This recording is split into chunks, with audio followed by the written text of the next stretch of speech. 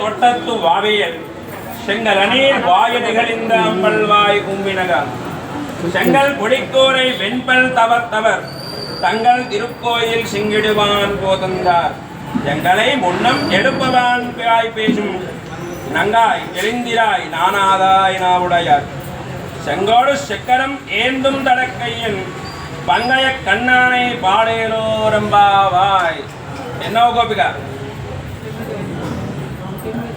9 మంది గోపికలు నిద్రలేస్తూ ఉన్నారు.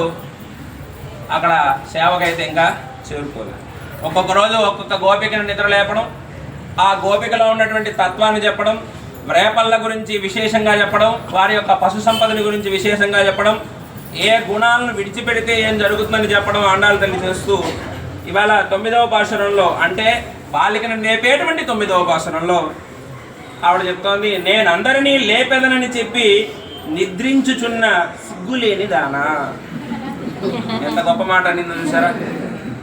మనతో బాగా పరిచయం ఉండి పక్కింటి వాళ్ళు ఉంటారు కదా, వాళ్ళే మనకు ఆత్మీయులు అవ్వాల్సిన అవసరం లేదు, వాళ్ళు మనకు బంధువులు అవ్వాల్సిన అవసరం లేదు. కానీ మనకి బంధువులతో ఉన్న సాన్నిహిత్యం కన్నా కూడా పక్కింటి వారితో ఎక్కువ సాన్నిహిత్యం ఉంటుంది, అవునా?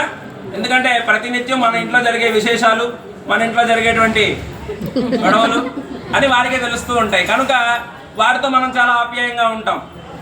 అది ఎలా ఉంటుందంటే బంధువులు కూడా వీళ్ళు ఏదన్నా అనాలంటే ఆలోచిస్తారు. వీళ్ళ ఐశ్వర్యం చూసో, వాళ్ళకు ఉన్నటువంటి పలుకుబడి చూసో ఏదైనా మాట్లాడాలంటే అనడానికి ఇబ్బంది పడవచ్చు. పక్కింటి వారు అలా ఉండరు, మనతో సాన్నిహిత్యంగా ఉంటారు కనుక వాళ్ళు మనతో ఉన్నటువంటి చొరవతో ఏ మాటైనా అనగలరు.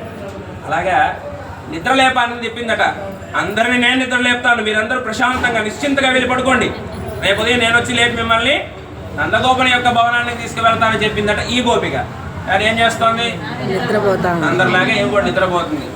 చూశారు వీళ్ళు ఒక్కొక్క 8 మంది లేపుతారు, రోజు నిద్ర లేపుతూ ఉన్నారు, తిడుతున్నారు, చేస్తూ ఉన్నారు. ఇవాళ కాస్త అధికంగానే చెప్పారు, సిగ్గు లేనిదానా, నీకు సిగ్గు లేదా? నిద్ర లేపుతానని చెప్పి వెళ్ళి లోపల పడుకొని ఉన్నావే. మీ పెరటి తోటి బావిలో ఎర్ర కలువలు వికసించి నల్ల కలువలు ఉకులించినవి. పూర్వం అందరికీ కూడా పాడి పంట 2 ఉండేవాడేమో. ప్రతి ఇంట్లో సంపద ఉండేది, పశు సంపద. చక్కగా ఎవరి పాలు వారే పితుక్కొని చక్కగా వారు సేవించేవాళ్ళు, అమ్మేవారు కాదు. కాబట్టి ప్రతి ఒక్కరికి పెరడు కూడా ఉండేది ఉత్తరముఖంగా. మీ పెరటి తోటి బావిలో ఎర్ర కలువలు వికసించాయి, నల్ల కలువలు ముగిలించినవి అంటే విడుచుకుంటాయి.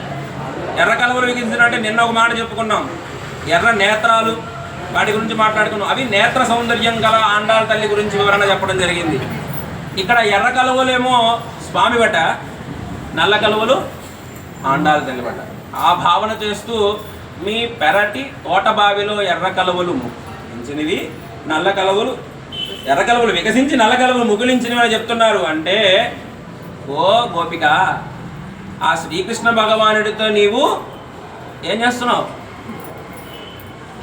ఎర్ర కలువలు వికసించి నల్ల కలువలు ముగిలించినవి అంటే నీవు నిద్రలోనే ఆ కృష్ణ ఆగమనాన్ని చెందావా? ఆయన వచ్చినట్టుగా భావించి ఆయనతో ఆశ్రయించ చేస్తున్నావా? అందుకని ఈ విధంగా జరిగిందా అంటూ కావి వస్త్రం ధరించి తెల్లని దంతములు కలిగి తపోవేషధారులకు శైవులు తమ తమ దేవస్థానములకు పోయి కుంచకోలలు అని బీగములతో తలుపులు తెరుచుచున్నారు. ఎవరు? కాషాయ వస్త్రాలు ధరించినటువంటి వారట, విశేషంగా శైవులట, తపోవేషధారులట, భగవంతుని సేవ తప్ప ఇంకొకటి ఎరుగనటి వారట. వారందరూ కూడా కుంచికోల అనేటువంటి బీగము. మనం ఇప్పుడు ఈ తాళం వేస్తున్నాం, ఇది నొక్కితే రాదు, మామూలుగా తీస్తే రాదు. ఇది ఇలాగే తాళం దీనికే ఉండాలి, అప్పుడు నేను వచ్చితేనే ఇది ప్రశ్న. పూర్వం తాళాలు ఎలా ఉండేవి అంటే గతంలో కూడా చెప్పుకున్నాం మనం, లోపల వేసేవాళ్ళు తాళం. చెక్క తలుపులు ఉండేవి, దానికి ఒక రంధ్రం ఉండేది. కుంచుకోల అంటే ఒక పొడుగుగా ఎరుపు కర్ర ఉంటుంది, దాన్ని తీసుకుని వెళ్ళి ఈ రంధ్రంలో పెట్టి లోపల వేసినటువంటి గడిని తెరిచేవారు. రాత్రిపూట బయట నుంచే లోపల గడేసేవారు. దొంగలు తీయగలరా? అటువంటి కుంచుకోలేనటువంటి బీగములు తీసుకొని తపోవేషధారులకు శైవులు తమ తమ దేవస్థానాలకు వెళ్తున్నారట. అంటే ప్రాతకాలం అవుతుంది సమయం. ఇప్పటికీ అలాగే ఉన్నాయి చాలా దేవస్థానాలు. ఇప్పుడు గండవరం ఉదయకాళేశ్వర దేవస్థానాలు ఇప్పటికీ కుంచుకోలే వాడుతున్నారు, చాలా దేవాలయాలు. కాబట్టి మాట నేర్పరియగు పూర్ణురాల శంఖ చక్రములు ధరించిన విశాలముకు హస్తములు గలవాడను పొండరీకాక్షుని తిరునామ అనుసంధానం చేయుడు కొరకు లెమ్ము. శంఖ చక్రాలు ధరించినటువంటి శ్రీమన్నారాయణుని సేవ కొరకై మనం వెళుతున్నాం కనుక నిద్ర లేచి త్వరగా బయటికి రా, స్వామిని మనం సేవిద్దాం అని చెప్తోంది ఈ వాటి భాషణంలో. జై శ్రీమన్నారాయణ.